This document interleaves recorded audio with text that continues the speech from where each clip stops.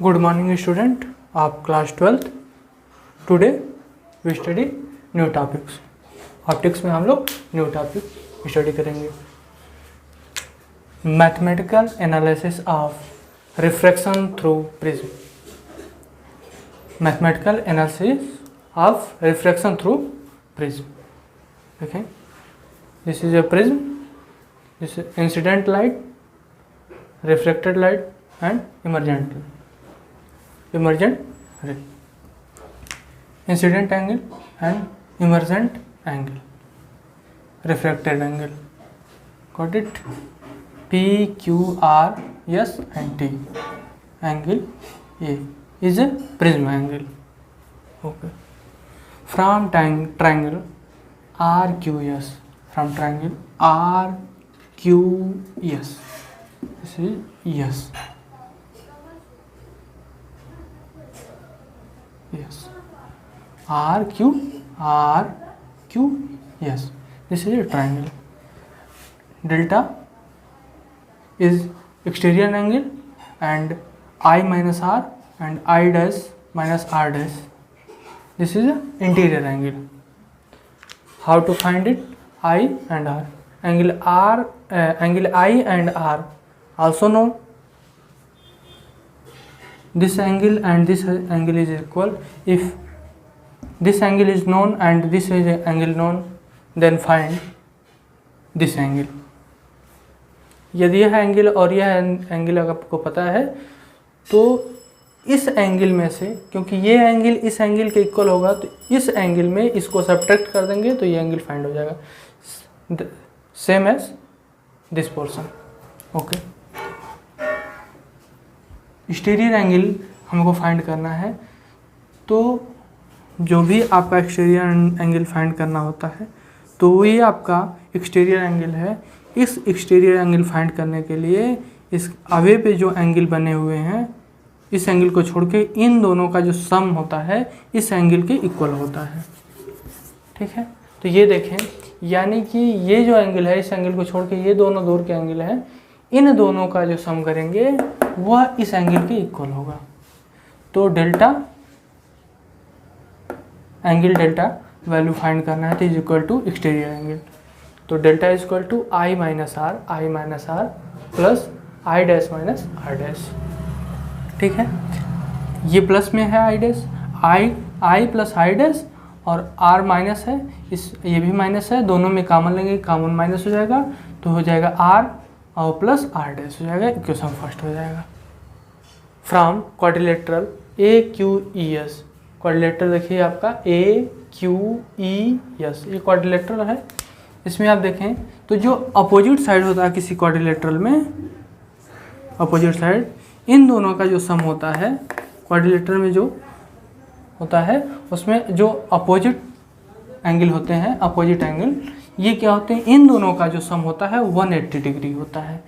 तो A plus E, angle A plus angle E is equal to 180 degree. Okay, from triangle QES, from triangle QES, किसी भी एक triangle का जो सम होता है वह 180 डिग्री के इक्वल होता है। तो आप देखें, angle R dash plus angle E, तीनों का सम 180 डिग्री के इक्वल हुआ।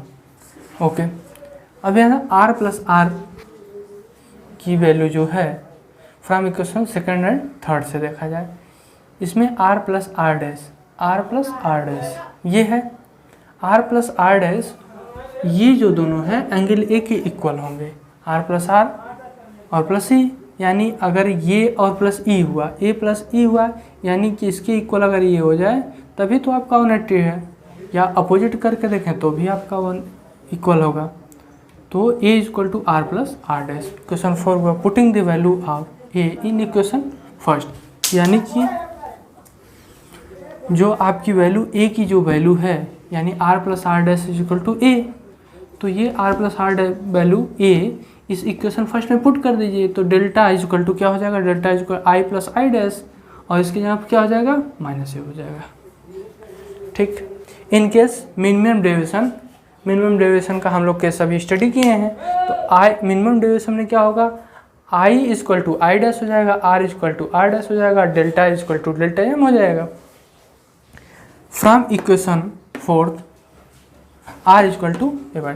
अब देखिए ये जो आर है ये आर डैश है, R dash equal to R, तो आर कर दीजिए, आर प्लस आर क्या हो जाएगा 2r हो जाएगा। जब 2r हो जाएगा तो a इक्वल टू 2r, तो ये इसके बटे में हो जाएगा a बाई 2, यानी r equal to a by 2 हो जाएगा, यानी कि r equal to a by 2 हो गया आपका। Okay, and equation fifth delta m equal to 2i minus a, यानी कि देखिए यहाँ पे i प्लस आई डैश है, या यहाँ पे आप देख लें यहाँ i प्लस आई डैश है, तो आई डैश इक्वल टू आई है, तो i की वैल्यू क्या कर दी, आई डैश की वैल्यू i कर दिया, i प्लस आई कितना हो जाएगा 2i, तो 2i माइनस a हो जाएगा। तो क्या हो जाएगा delta m equal to 2i minus a, 2i minus, इसको ट्रांसफ़र कर दीजिए, ये माइनस इधर जाएगा तो क्या हो जाएगा प्लस हो जाएगा, तो delta m plus a equal to 2i, ये इसके अपान में चला जाएगा, तो i equal to delta m plus a हो जाएगा। ठीक है, we know that Snell's law also know mu equal to sine i upon sine r. Mu equal to i की वैल्यू कितनी है, तो आई की वैल्यू आपके सामने है i equal to delta m by 2, तो i sine delta m by delta m plus a by 2 upon sine r, r की वैल्यू कितनी है r equal to A by 2, r equal to A by 2। This is your next, we see next लोग कुछ देख लें।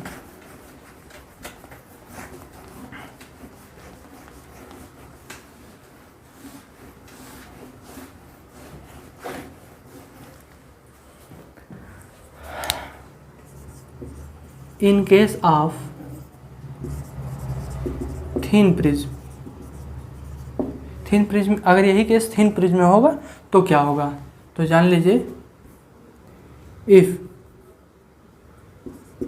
If theta is very small, if delta m plus a by 2 and a by 2 is very small।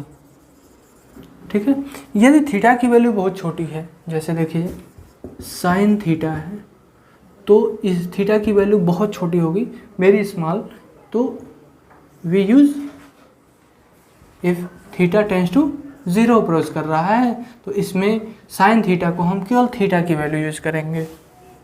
Then clear हुआ, if यदि theta की value बहुत छोटी हो, if theta is very small then we use only theta.